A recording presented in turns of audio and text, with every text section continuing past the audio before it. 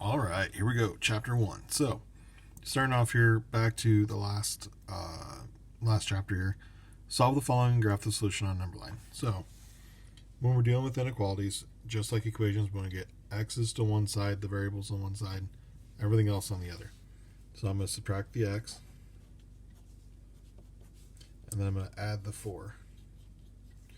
So that cancels and that cancels. So, negative 3x greater than 4 and 5 make 9, divided by negative 3. Now remember, if you divide by negative the inequality, it switches. Then we would graph it on a number line. Open circle because it's just less than.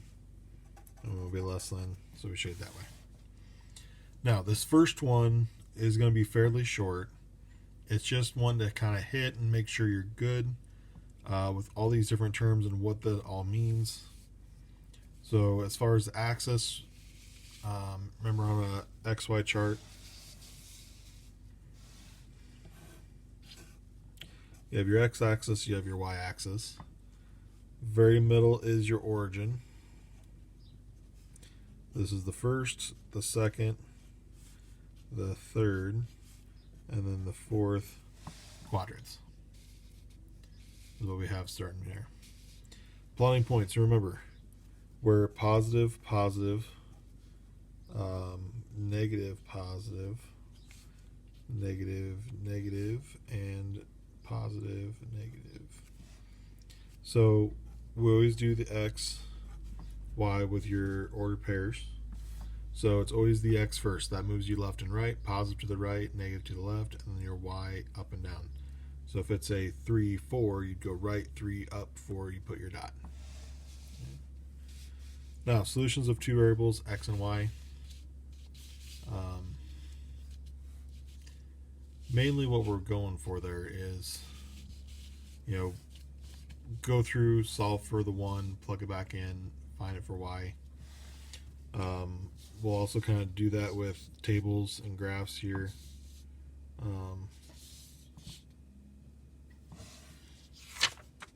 I have that further down. Okay. So think of like your XY charts. If you put in negative 1, 0, and 1, say, well, your solutions then end up being the y's of, say, 3, 0, negative 3, or whatever it happens to be. So that's the way to solve things. Another way would be the point plotting method, where you actually go out, you plot the points, draw on the line, see where they cross. Now, as far as creating tables and graphing on a graphing calculator, actually, I think we're good. So, if I clear this out, so in here, and if I clear this, we can put in, 2x plus 3, or whatever. We can put in whatever equations we want, and then if we hit second graph, we go to the table here, which, again, if I delete what's already there, I can put in, okay, what is it when it's 1? What is it when it's 0? What is it when it's negative 1? What is it when it's 8?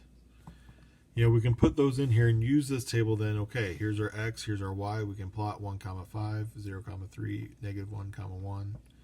And plot all those and be able to graph these out. We can also hit graph and be able to see now, and this leads me to the next point. When my window's off, you can do it two ways. One, you can hit zoom, and we can hit 6, which is the standard window, and you can see it.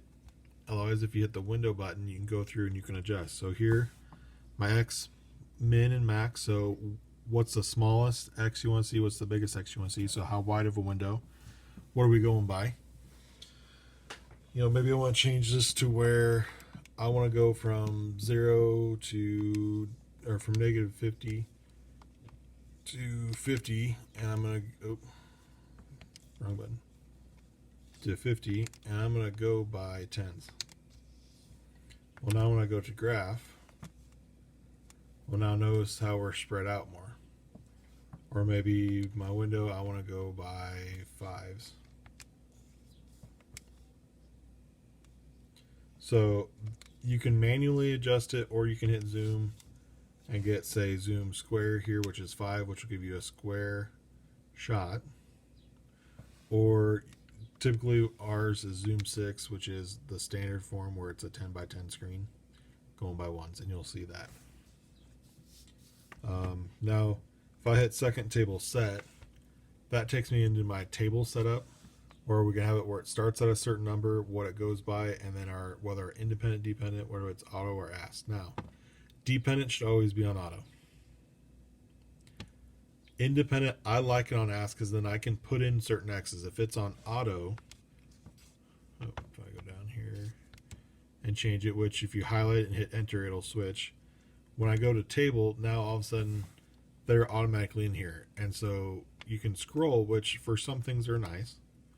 But for the most part, I like it to be on ask, so that when I go into a table, I can put in certain things. So maybe I want to go by 3, so -3, 0, 3. Or maybe I'm looking, I'm going, okay, so where are we going? Okay, so we're positive, negative, so maybe where am I at -2? Okay, well, where am I at -1? Oh, there I'm too far. Where am I at? -1.5. You know, and you can put in whatever you want here instead of a certain numbers that are automatically put in.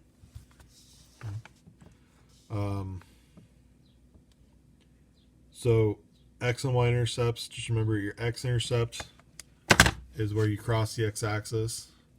So that's where if you set it equals 0 and solve for x, that'll find you where your x-axis is. Y-axis is you put 0 in for x, and what you get out is the y-axis, the y-intercept. Different ways that you can do that. Shapes of graphs. So our basic graph shapes. So if it's, say, y equals x, and maybe let me flip this paper over. Okay, so y equals x is going to be something where it's a straight line. You might also see this as mx plus b. Either way, that's linear. If it is x squared, we have parabola, which I should have arrows here. Y equals x cubed is one of these deals. It's kind of an S looking thing. Y equals absolute value of x. Is the V. But I mean, these are more of your general shapes of graphs that you're going to see. Another one would be like y equals the square root of x. Look something like that. All these are just different, your more basic shapes of graphs that we're going to come across. Now, any other questions you have, again, please let me know. You can pay me, email me, send me a message on Google Classroom. Any of those, let me know what questions you have. Otherwise, the last little bit of this is as far as like line graphs here, or really any graph. Remember, you can always pull information from those graphs. And really what we're doing is we're matching the X and Y. So let's say I want to know what is my third test score. Well, I come over here to 3. If I follow it up, okay, here's my point. If I follow that line back over, oh, that was 100. Well, what was my 5th test score? Well, follow over to 5, come up to the point. Okay, so now I can follow that over. Looks like it was maybe a 90. We can pull that information by matching those up. Or, hey, this was a decent one. Which one was this? Well, if I pull that down, well, oh, that was test number 4. Well, what I get? Well, it looks like 95. So that's really what this whole first one is. Just a little bit of, hey, refresher, making sure you know what you're doing. Otherwise, until next time, we'll talk to you later.